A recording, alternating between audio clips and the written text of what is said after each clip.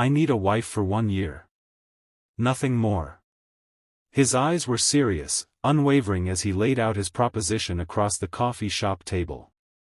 My daughter needs stability while I fight for permanent custody. You need money for your mother's medical bills. It's a business arrangement, nothing else. I should have walked away. Instead, I asked the question that would change everything: will we sleep in the same bed? If you're enjoying this story so far, please hit that like button and subscribe to the channel for more emotional stories that will tug at your heartstrings. Your support means everything. The rain pounded against the windows of the small cafe where I sat across from James Foster, a man I'd met exactly twice before today. His daughter, 5-year-old Lily, was coloring quietly beside him, her small fingers gripping a blue crayon with determination as she filled in the outline of what appeared to be a unicorn. I know this sounds crazy, James continued, his voice low enough that Lily couldn't hear. But I'm desperate, Emma. My ex-wife is trying to take Lily away from me.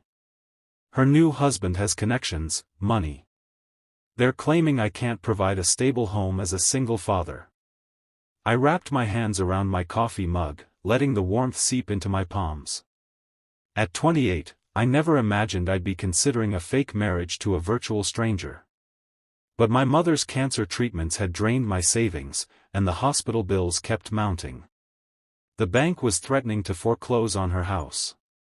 You said the arrangement would last 1 year? I asked, studying his face. James was handsome in a worn way, the kind of handsome that comes from worry and sleepless nights. His dark hair was slightly disheveled, and the shadow of stubble lined his jaw. But his eyes, they were kind, honest. 1 year, he confirmed. I'll pay off your mother's medical debt completely, and provide you with enough to get back on your feet afterward. All you have to do is live with us and pretend to be my wife when the social worker visits or when we're in public. Once the custody battle is settled and the adoption is finalized, we get a quiet divorce and go our separate ways. Lily looked up then, her big blue eyes, so like her father's, finding mine. She smiled shyly before returning to her coloring. What about living arrangements? I asked hesitantly. James's expression remained neutral. We have a 3-bedroom house. You'd have your own room, of course. I nodded, but the question that had been nagging at me since he first proposed this arrangement 2 days ago finally escaped my lips: will we sleep in the same bed? His eyes widened slightly, and for the first time since we sat down, he looked uncertain. I hadn't thought that far ahead. I suppose if the social worker visits unexpectedly, it might look strange if we don't. But we could figure something out. It's okay, I interrupted. I just needed to know what I'm getting into. 3 days later, I moved into James Foster's modest suburban home with a single suitcase and a marriage certificate bearing both our names. The ceremony had been brief, a courthouse affair with only Lily and my best friend Mia as witnesses. The gold band on my finger felt foreign, heavy with the weight of our deception. Daddy, is Emma my new mommy now? Lily asked that first night as James tucked her into bed. I hovered awkwardly in the doorway, unsure of my place in this new family dynamic. James glanced at me, a silent plea in his eyes. We hadn't discussed how to explain our arrangement to Lily. I stepped forward, sitting gently on the edge of her bed. I'm not trying to replace your mommy, Lily, I said softly. But I'm here to be your friend, and to help take care of you and your dad. Is that okay? Lily considered this for a moment, her small face serious. Can I still call you Emma? I smiled, relief washing over me. Of course you can. But sometimes, she added thoughtfully, maybe I could call you Mommy Emma? Just sometimes? My heart squeezed painfully in my chest. I looked to James, who nodded almost imperceptibly. If you want to, sometimes, that would be okay, I whispered. Later that night, after Lily had fallen asleep, James and I sat at the kitchen table, the silence between us thick with unspoken questions. Thank you, he finally said. For how you handled that with Lily. I shrugged, uncomfortable with his gratitude. I'm not here to make things harder for either of you. Still, he insisted, you didn't have to be so kind. This whole situation, it's not fair to you.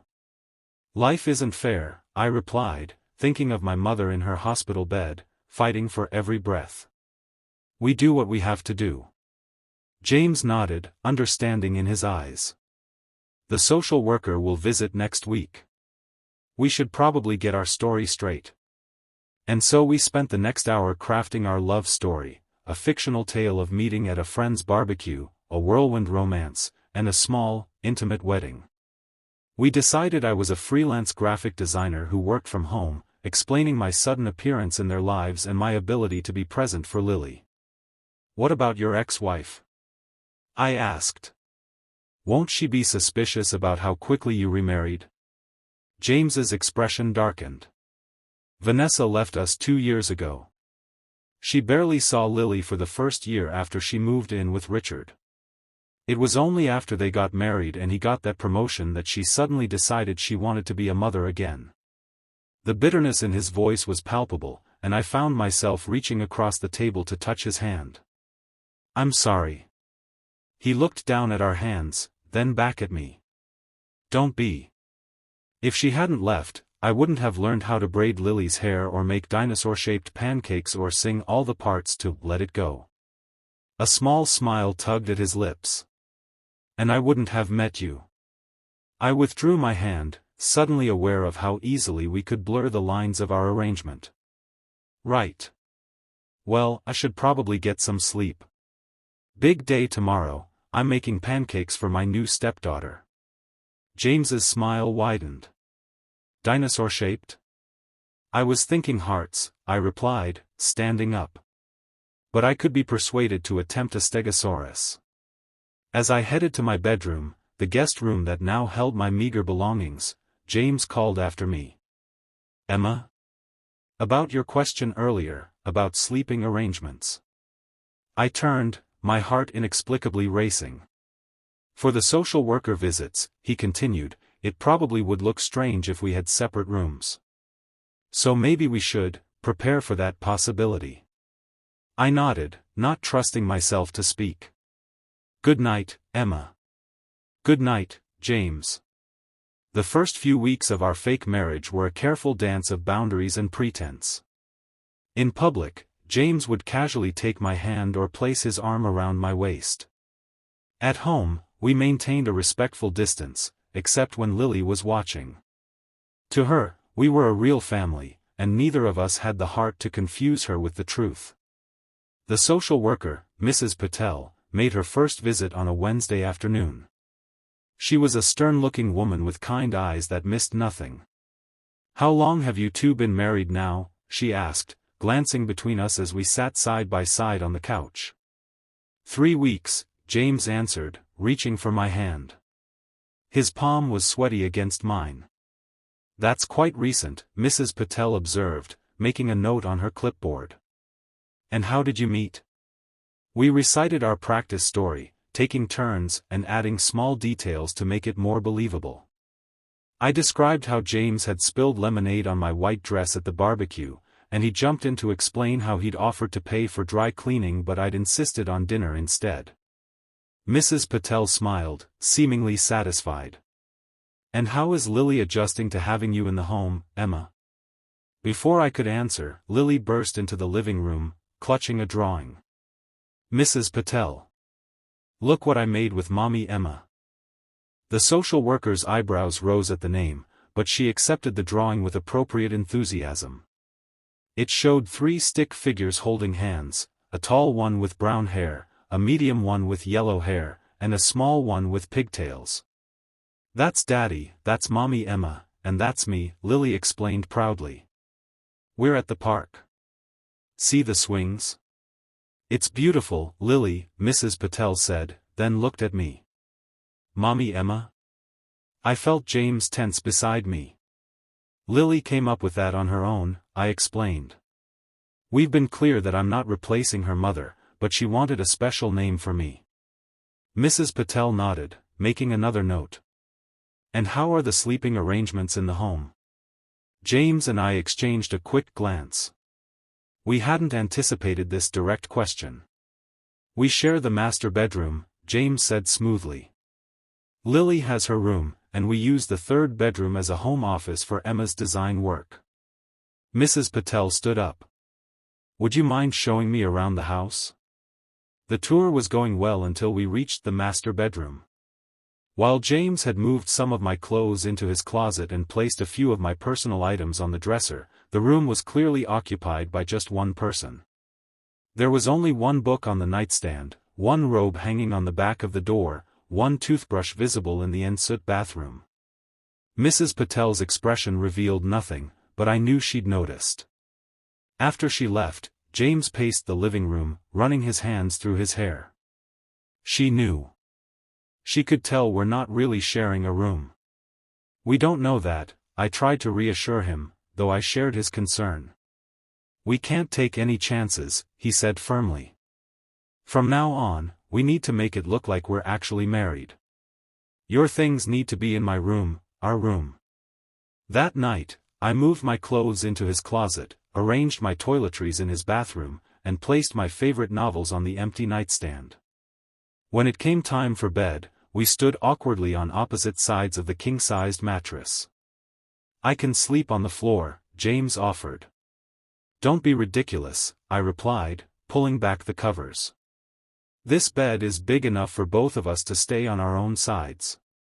We lay in silence, a good 2 feet of space between us, both staring at the ceiling. Thank you, James whispered into the darkness. For all of this. I turned to look at his profile, illuminated by the moonlight streaming through the window. You're welcome. As weeks turned into months, our pretend marriage began to feel less like an act. I found myself looking forward to our family dinners, to helping Lily with her homework, to the quiet evenings when James and I would watch TV together after Lily went to bed.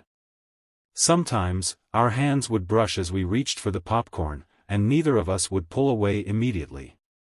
The custody battle dragged on, with Vanessa's lawyers finding every possible delay tactic. Each postponement meant another month of our arrangement, another month of playing house, another month of sleeping beside James while pretending not to notice how perfectly we fit together. My mother's condition stabilized, thanks to the treatments James's money had provided. When I visited her in the hospital, she asked endless questions about my new husband and stepdaughter. You're different, she observed during one visit. Happier. I looked away, guilt gnawing at me for the lie I was living. The arrangement is working out well. Arrangement, she echoed, her eyes sharp despite her illness. Is that what you call falling in love? Mom, I protested, it's not like that. James and I have an agreement. She patted my hand. Sweetheart, I've seen how your face changes when you talk about him and Lily. Agreement or not, your heart has made its own decision. I couldn't deny it any longer, at least not to myself. Somewhere between the fake smiles and the pretend touches, I had fallen in love with James Foster. And worse, I had fallen in love with the idea of being Lily's mother, not just Mommy Emma, but her real mother, the one who would be there for every skin knee and school play and nightmare. But James had been clear from the beginning, 1 year, nothing more. Our arrangement had an expiration date, and I had to respect that. 6 months into our fake marriage, disaster struck. Vanessa showed up unannounced on a Saturday morning, demanding to see Lily. You can't just barge in here, James said, blocking the doorway. I have every right to see my daughter, Vanessa insisted, her perfectly manicured nails digging into the doorframe. Or have you forgotten that I'm still her mother? I appeared behind James, placing a calming hand on his back. Why don't we all talk inside? Lily's upstairs playing. Vanessa's eyes narrowed as she took me in. So this is the replacement. Didn't waste any time, did you, James? Emma is my wife, James said firmly. And she's been more of a mother to Lily in 6 months than you were in the last 2 years. The words warmed me even as I recognized the danger of the situation. If Vanessa discovered our marriage was a sham, she could use it against James in court. Once inside, Vanessa made no effort to lower her voice. Do you really think a judge is going to let you keep Lily when you've clearly rushed into a rebound marriage? What kind of stability is that? The kind where she's loved and cared for every day, I replied, surprising myself with my vehemence. The kind where she knows she can count on us to be there for her. Us? Vanessa laughed coldly. You've known her for what, a few months? You're nothing to her.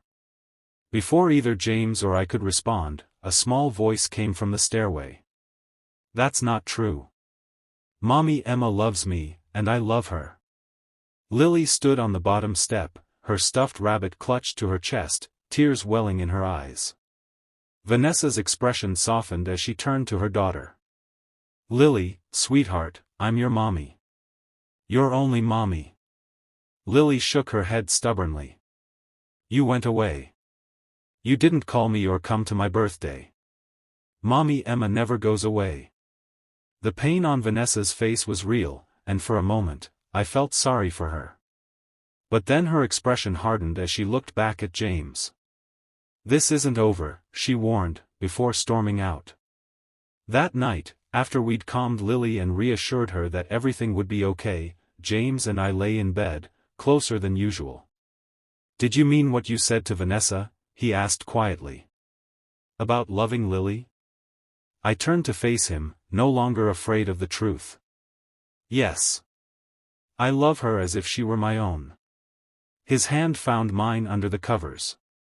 And what about me? My heart pounded so loudly I was sure he could hear it.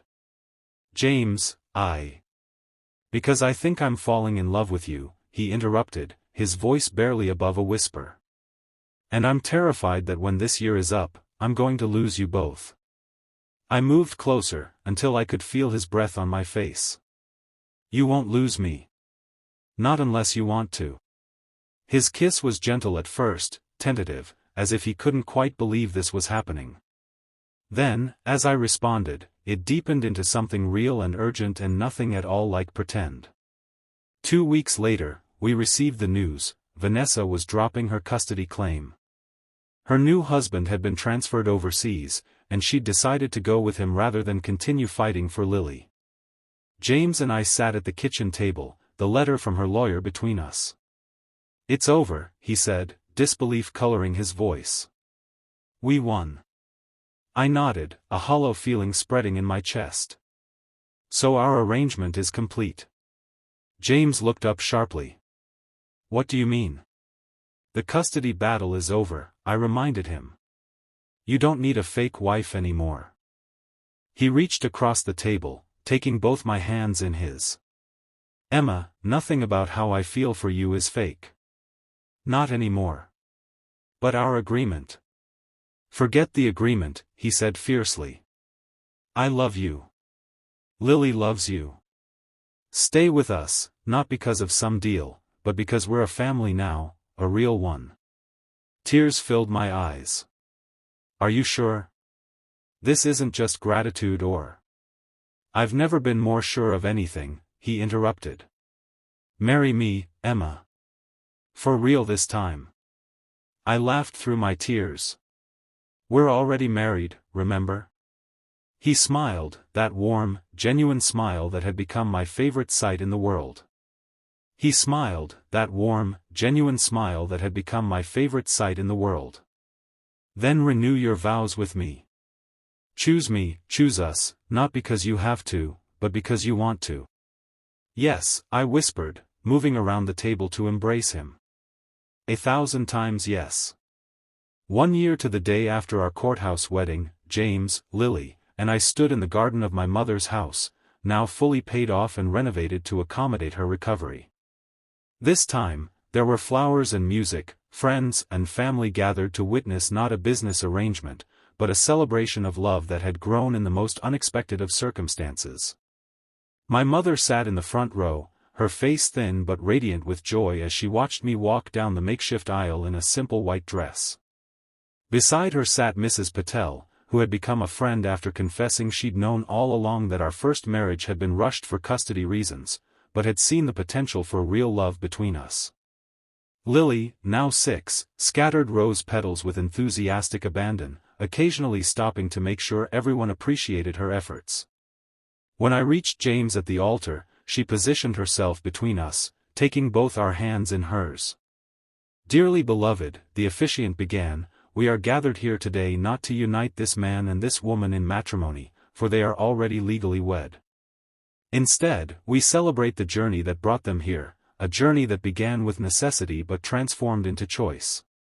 James squeezed my hand, his eyes never leaving mine as we repeated the vows we'd once spoken without feeling, now infused with all the love and commitment we discovered along the way. "I never believed in fate," James said when it was time for his personal vows. "Until a desperate plan brought the love of my life into my home. Emma, you came to us as a stranger, became our friend, and now you're the heart of our family. Thank you for asking that question a year ago, about sharing a bed." He smiled as our guests chuckled. Little did I know that question would lead to sharing a life, sharing dreams, sharing everything. When it was my turn, I knelt down to be at eye level with Lily first. "Lily, I promise to always be your mommy Emma. To cheer the loudest at your soccer games, to help with your homework even when it's really hard math, and to make heart-shaped pancakes whenever you need them. I promise to love you forever and ever, no matter what." Lily threw her arms around my neck, nearly knocking me over. "I love you, Mommy Emma," she whispered loudly enough for everyone to hear, drawing affectionate laughter from our guests. Standing again, I turned to James. "1 year ago, I agreed to be your wife for all the wrong reasons. Today, I choose to be your wife for all the right ones. You offered me a business deal, but gave me a family. You promised me 1 year, but I'm claiming forever. I love you, James Foster, not because I have to, but because my heart simply doesn't know how to do anything else." As James leaned in to kiss me, sealing our renewed commitment, I heard Lily's delighted giggle. This was no longer a fake marriage with an expiration date. This was real, messy, challenging, beautiful, and entirely ours. Later that evening, as our small reception wound down, I found myself standing alone for a moment, watching James twirl Lily around the dance floor.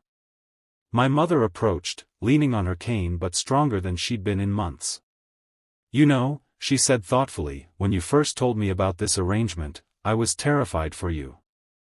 I thought you were sacrificing your chance at real happiness to save me."